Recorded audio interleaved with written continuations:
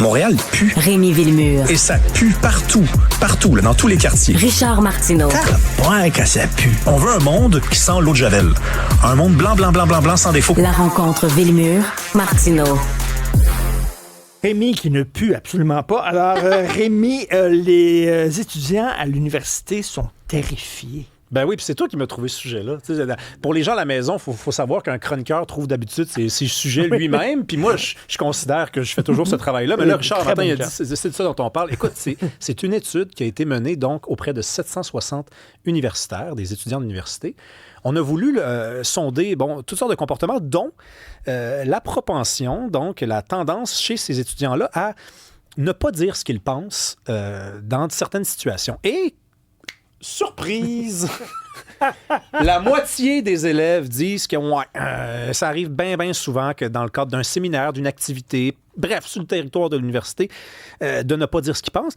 Et surprise, la plupart des 50% sont conservateurs, un peu plus à droite. Les gens de droite ont peur de dire ce qu'ils pensent. Fais-moi une face plus de gars plus surpris que ça, Richard, ça marche pas. Écoute, regarde, je sais pas si tu as lu ça, là, mais ça, c'est fou. Parce que on pourrait penser que, donc, maintenant que c'est dit, les étudiants de droite sont plus portés à s'autocensurer. Donc, ça veut dire que les étudiants de gauche sont ceux qui sont les plus à l'aise. Pas exactement les étudiants de gauche. C'est les non-binaires et les gens qui se présentent comme queer. Eux autres, regarde-moi bien aller. Eux autres, on leur a demandé, est-ce que vous, des fois, quand il est question de sujets de société autour de vous, est-ce que vous avez l'impression que vous devriez vous censurer? Eux autres, ils disent, on est parfaitement à l'aise dans l'université. Mais ça, c'est la preuve que le wokisme a triomphé. Là. Je veux dire, s'il y a des gens qui cherchent d'autres démonstrations, elle est là. C'est rendu que les gens les plus vulnérables... les plus minoritaires. Oui, les plus vulnérables sur le plan intellectuel parce qu'ils se considèrent minoritaires puis ils considèrent que la société n'est pas faite pour eux. Dans l'université, la société est parfaitement... Non, mais c'est fou, raide. Et ceux qui se sentent le moins à leur place et qui se sentent gênés d'exprimer ce qu'ils pensent, la c'est majorité, les gens plus de droite. La majorité, oui, parce qu'on le sait de toute façon maintenant que les jeunes sont majoritairement à droite. Là. C'est-tu vrai? Oui, c'est vrai. Il y a plusieurs sondages qui ont été démontre? faits. C'est pas cette étude-là, mais pendant les élections américaines, de la dernière campagne présidentielle, ils ont sondé les jeunes aux États-Unis et les jeunes étaient majoritairement de droite. Avant que les tarifs surviennent, on avait des sondages qui nous venaient du Canada. Et les jeunes étaient derrière Poilièvre, là. Les jeunes étaient à droite parce qu'on leur parlait de logement, parce qu'on leur parlait d'enjeux qui les concernaient. Mais Sophie, elle a une bonne expression pour ça. Elle parle de majorité silencieuse, bien sûr, et de minorité tapageuse. C'est vraiment ça. Ah oui. Ils sont en minorité, les gens de gauche dans les universités, mais ils font du bruit. On dirait qu'ils sont majoritaires. C'est ça. Ils sont majoritaires dans une institution qui contrôle parfaitement. Mais là, il va falloir, à un moment donné, que les gens de droite arrêtent de s'auto-censurer puis qu'ils n'aient pas peur de dire ce qu'ils pensent. Ça, mon cher Richard, je suis d'accord. J'avais envie de te faire ça à la Gilles Proulx. Mon cher Richard. Non, mais écoute, je suis d'accord avec toi en théorie, mais moi, je suis encore sur les bancs d'école, puis de te dire une affaire, moi, je pense que je suis un petit peu plus courageux que la moyenne. Oui. OK? Je me prends pas pour un autre, mais juste un petit peu plus. Et pourtant, je me suis auto-censuré moi-même. Parce que des fois, il faut que tu fasses la comptabilité des choses qui valent et qui valent pas la peine. Et bien souvent, quelqu'un qui est plus à droite, on dirait que la petite victoire dans la classe d'université, pour lui, est moins importante. L'important, c'est de gagner en dehors des murs de l'école.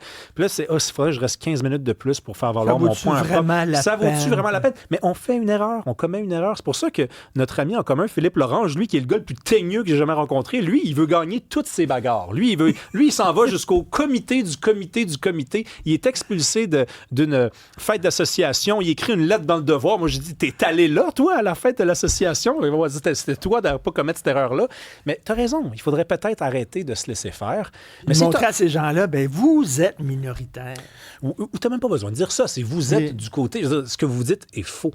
C'est juste factuellement pas vrai. Moi, je me rappelle de séminaires en histoire, parce que j'ai fait une maîtrise en histoire, où il y avait des professeurs qui débutaient le cours en ayant l'impression qu'ils allaient pouvoir mener un cours normal. Et là, il y a un étudiant qui n'a même pas encore sa maîtrise. Là, puis eux autres, ils l'ont l'affaire. Hein, ils ont tous compris la patente. Ils lèvent la main et disent, j'aimerais juste, avant qu'on démarre, noter qu'on est quand même en territoire autochtone non cédé. Dans un cours d'histoire, avec un historien qui dit, je comprends, oui, on reconnaît ça. L'historien dit ça. Oui, un historien qui dit alors ça. Que c'est faux. C'est faux sur le plan historique, sur le plan sociologique, puisque c'est une science un peu molle, on verra, mais en histoire, c'est complètement faux.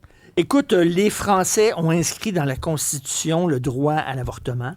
Est-ce qu'on va inscrire dans notre Constitution le droit à avoir des pistes cyclables? Ça a l'air que c'est protégé par la Constitution. Bien, c'est amorcé. Là. On a la Cour supérieure de l'Ontario qui a rendu un jugement. Elle a interprété de façon assez frivole, j'aurais envie de dire, le droit à la liberté, à la sécurité et à la vie. Parce que ça, c'est inscrit dans la Constitution. Mais on se rend bien compte que c'est assez vague, ça, le droit à la vie. Ça veut dire quoi? Ben, ça veut dire que désormais, si tu veux circuler librement et sans courir le risque de te faire aplatir par un 18 roues, ben, tu peux faire valoir le droit à la vie et on va donc te garantir, sur le plan constitutionnel, un accès à des pistes cyclables. Ça a été rendu dans une décision de la Cour supérieure ça de l'Ontario. Ça fait jurisprudence. Ah ben, écoute, comme l'affaire du gars de race noire qui était coupable, mais moins coupable parce qu'il était noir, c'est jurisprudence. C'est ça le danger des jugements, là.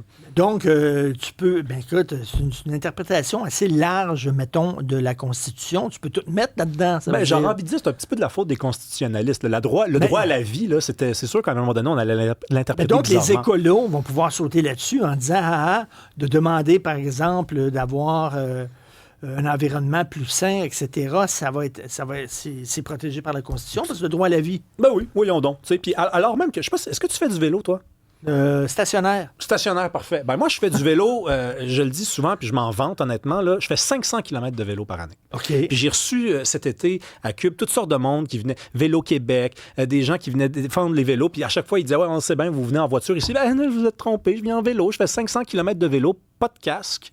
Ça m'arrive d'embarquer sur le trottoir.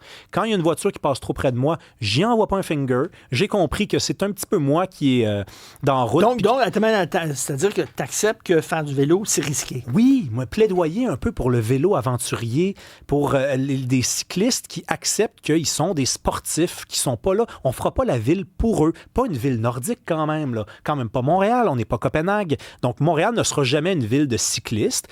Et voilà, on n'a pas besoin d'avoir des pistes cyclables partout. Un petit peu de courage, un petit peu d'aventure. Aventurez-vous. Peut-être que c'est un petit peu dangereux. Et moi, il y avait la personne, j'y avais dit ça, puis elle m'avait dit, mais c'est parce que vous avez 30 ans, vous. Puis c'est parce que vous êtes un téméraire, puis c'est l'âge pour avoir peur. Mais il y a du monde qui ont 80 ans, puis il n'y a pas personne en 80 ans qui fait du vélo, madame. Vous vivez dans un monde complètement parallèle. Ben là, il y a bien des cyclistes qui n'ont pas ce discours-là, puis qui disent, on veut que toute la société nous accommode. Oui, ben c'est ça. Faut qu'on puisse faire du cyclisme dans un environnement zéro risque. Moi, je me demande s'il y a des cyclistes dans le sondage qui se sentent pas capables de dire leurs opinions à l'université. D'après moi, ils ont toute la liberté qu'ils veulent. Regarde-moi dans les yeux. Non, vas-y. Comme cycliste, là. Ouais. Tu utilises des pistes cyclables. Il n'y a rien qui me fait plus chier qu'un cycliste qui fait du vélo à l'extérieur d'une piste cyclable quand il y a une piste cyclable à côté. Ah, garanti. Sauf que moi, je roule partout là où je veux. Je suis un aventurier. Puis écoute, si je pogne une amende à un moment donné, c'est moi qui vais l'avoir cherché. Il faut se responsabiliser. Hein? C'est un verbe qui s'est perdu. C'est dans la catégorie des mots en R dans le dictionnaire. Allez fouiller. Rémi, tu as cassé la glace à ton émission hier à 18h. Oui, c'était vraiment génial. C'était le fun. On a reçu toutes sortes de monde. J'ai des collaborateurs. Moi, je suis chanceux. J'ai Denis Trudel, j'ai Georges Mercier, j'ai Gilles Proulx dans mon équipe.